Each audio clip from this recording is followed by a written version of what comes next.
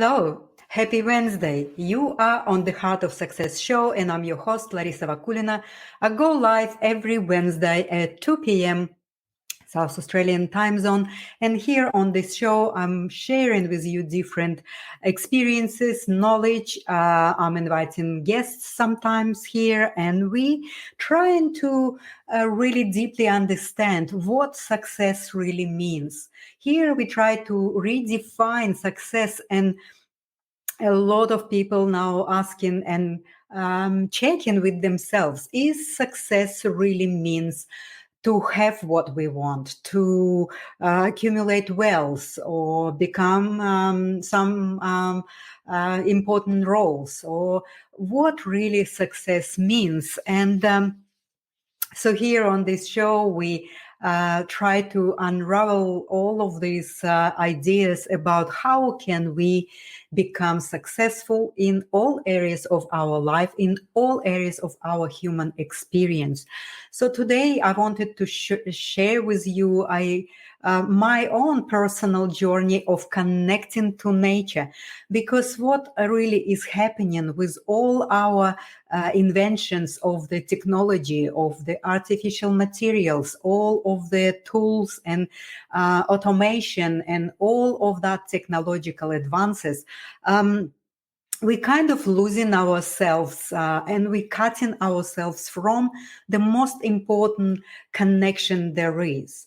So I often talk on my show about connecting to the selves, but really it is so hard for the modern human beings to just connect to themselves, because we are so much involved in projecting ourselves into external world, and we really look at that external justification of our own worthiness. And today I wanted to share with you how connecting to nature really can help us and facilitate our connection to ourselves. So this is something that we kind of looking at a very surfaced, fragmented way. I know we all have this inner desire to, regularly go on nature. We love to spend some time on grass, surrounded by trees, and maybe in the nature with, swimming in the ocean or being near lakes, and all this natural environment. We longing for it. We want to have that connection. But what I noticed, that a lot of people, even being in nature, they're not able to have that authentic presence with nature. And I'm observing yet again this very limited perception of who we are. So because we don't really understand who we really are, and that's how we have this fragmented, I call it a cognitive fracture. So we basically very externally moving in our life, and the desire to be in nature is understandable. But when people in nature, they still don't have ability to connect authentically, there is still this part of ourselves that is looking for the absolute ideal comfort within the natural environments and states. Well, we build in big, huge cities and conglomerates of these absolute humongous cities with millions of people living in small apartments, and the streets and all the regions and areas are basically all in concrete. So even there is some green areas and some natural reserves within the cities, it almost exists unnoticeable. It almost exists as a as a way of beautifying the city, but there is no real connection within ourselves, because we're not connected to ourselves. How can we connect to anything else around us? So what I found is that connecting to nature is our nature, and the longing and strive to go and connect with nature is all within ourselves, and that can help us to connect with ourselves, right? So what I also found that we all been indoctrinated with the conviction that the more comfort we have, the better our lives are. So we constantly keep recreating and inventing devices, methods, technology, and everything that is helping us to create comfort. And that, to me, it seems like that imbalanced desire to have the comfort in all areas of our life. Like, if we go to to nature, we want comfort, we want and it's understandable, but where is the balance from creating total comfort that is actually stealing our cognitive and our emotional and spiritual development? It envelops us in that space of not wanting to go out of that comfort zone. And this is really creating a sort of mental, spiritual, and physical disability. I mean, I'm not talking about like disability, but it is constantly creating that comfortable existence, almost like, we developing ourselves within that space of our little apartments or the houses that are, we think, protecting us from different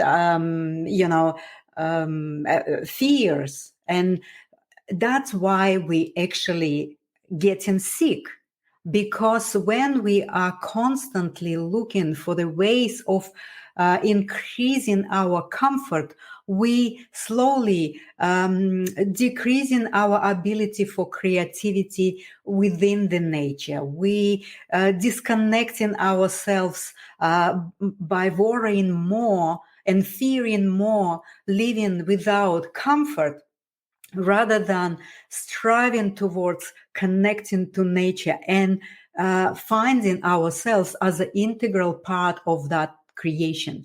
So I was all my life involved in corporations. I had my own business where I was running so fast, I didn't even notice that I was living near the seaside.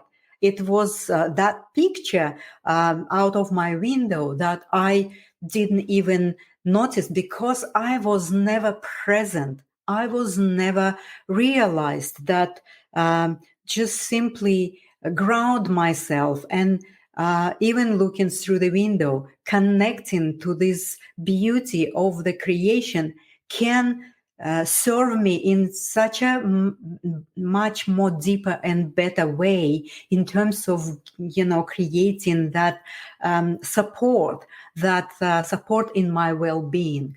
So I guess we all know, through the past of two and a half years of being forced to be isolated in our apartments and in our different places where we live, we kind of start to think about the values of our life, of who we are, and how it is so important to actually create that inner connection that we're losing with the more we creating and inventing technology, digitalization, virtualization of our reality, the less we are connecting to ourselves and everything naturally that surrounds us. And this is really a very harmful and damaging state to be in. And I think there is a tendency now that people want to be more on nature. They want to be spending more time. But you know what? Just visiting once or twice or three times a year some place in nature, not really gonna to connect you to yourself, especially when I'm observing how people, even when they come to a place like that, like I'm living on 89 acres of land and I'm running different events and basically just offering accommodation just to come and be enveloped by nature. There is still some people that are finding it very boring to actually be here, because I don't have any harmful technologies here for the guests to be connected to, not even a TV. So, and this is really challenging for some people, because the automatic living as most people live, with a constant stimulation of the technology, is the worst things to have. And places like Askara, like I created out of my own longing to be connected to nature, is something that people can really utilize for a little bit better awakening, for the better use, rather than to move from the city to here, to visit from the city to here, and feeling bored because there is no TV. So it's really is something that I found with more technological advances, we're moving more away and far from our nature, which is connecting to nature, is our nature. And where is the balance between all our creations of the technological advances, that some of them are very, very good, and all of the creations that we've done in this development of all the greatest technologies, how can we use it in a balanced way? Well, this is the question. And I mean, this is where we all need to connect to ourselves and choose what is resonating with us, because our brains can take information, but our consciousness actually can digest the information and choose what is resonating with you. And the ability, or I would say disability, that the human beings are allowed to happen, that we take information in our mind and we consider it as true, and we consider it as the only way that we are living our life. I just want to share with you that when I bought my property, it was very challenging. Move from comfortable a 500 square meters block that was ideally manicured with the beautiful garden to the 40 hectares of land was very challenging. I needed to learn how I can be one with this nature that is created a lot of discomfort. For example, there's no concrete road. So I need to take care of that road, or, be okay and accept that there is some dust when I'm driving. So there's all of these things needs to be somehow learned within yourself. And the more we try to eliminate any discomfort from our life, the less we become vital in our life, the less we maintain our health, the less we actually can create something that would be aligned with that natural creation of the greater, higher imperative, right? So and out of that fear of losing comfort, a lot of people go against their own longings to connect to nature in a true sense of it, because they illusionary think that if they will connect to their purpose, to their life task, they know they need to change their life, which is up to a total comfort, right? So there would be some aspect of discomfort when you change your life, but that can bring you so much of vitality. I experienced it myself. When I moved here, I had some animals on my paddocks, which I have no idea how to look after. I just thought, okay, there's some little young bulls that is grazing grass, and they know what to do. So yes, but of course, they found some damaged fence and they went out. So it is discomfort. So I found myself at night having a call from neighbors saying that my bulls get out of the paddock, and they actually on a road. So what do you do? Yes, of course. I took responsibility to be living with nature, on land, and I need to bear that discomfort. So I get up, I got on my gator, I start to look and search for these bulls. We found them, we get them back into the paddock. But the price of that discomfort is nothing for the dullness, for the almost like dead reality that people living in a total comfort of suppressing their own dreams and purpose and life task. So this is something that I wanted to share with you today. And it doesn't matter, and regardless of the size of your connection to the nature, it teaches you connect to yourself. It teaches you to be present with yourself, because most of us, we live in an autopilot. We wake up, we brush our teeth, we don't even have this conscious presence of the moment what we're doing.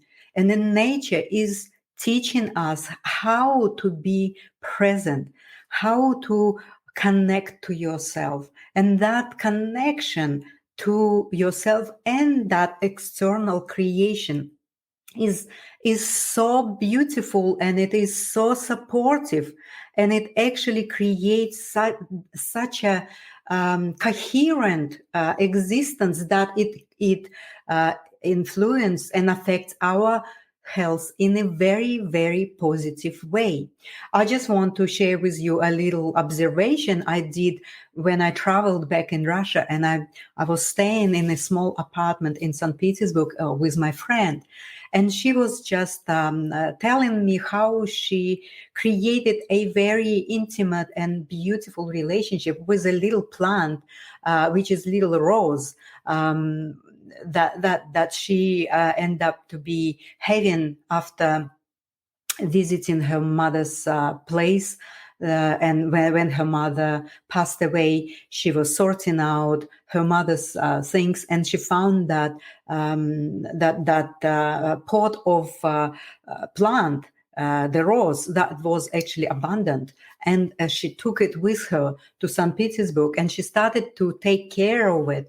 And she started to see this little aliveness, that little green leaves that start to come up from her care of it. And that was immense joy for her to see that plant responded to her care in such a way, and the plant was growing and giving flowers, and it's blossoming most of the time. And every time she goes anywhere and travels, she takes that plant with her. And how that changed her life, how that brought her connection to herself is absolutely amazing and beautiful, because she started to see everything around her. She started to be in the moment, and she started to have awareness and conscious connections to the things and everything and everyone around her. That little abundant plant taught her how she can connect to herself. And regardless of the size, 40 hectares of the forests or lakes or anything, or just little small plant on your desk, that's the lesson we all are able to learn. And it has to be conscious. We cannot connect to anything if we just unconsciously, automatically doing things and running our businesses and living our life without that conscious connection. So thank you so much. I would like to finish for today. I really wish you start to experiment with anything that is alive, with animals. I know animals are a special, they have special place in our lives because they just unconditionally love us, but experiment with plants as well. And the most important thing is start to connect to yourself, start to really feel what you know and know what you feel. Because when you know what you feel and feel what you know, this is your intuition. This is your intuition.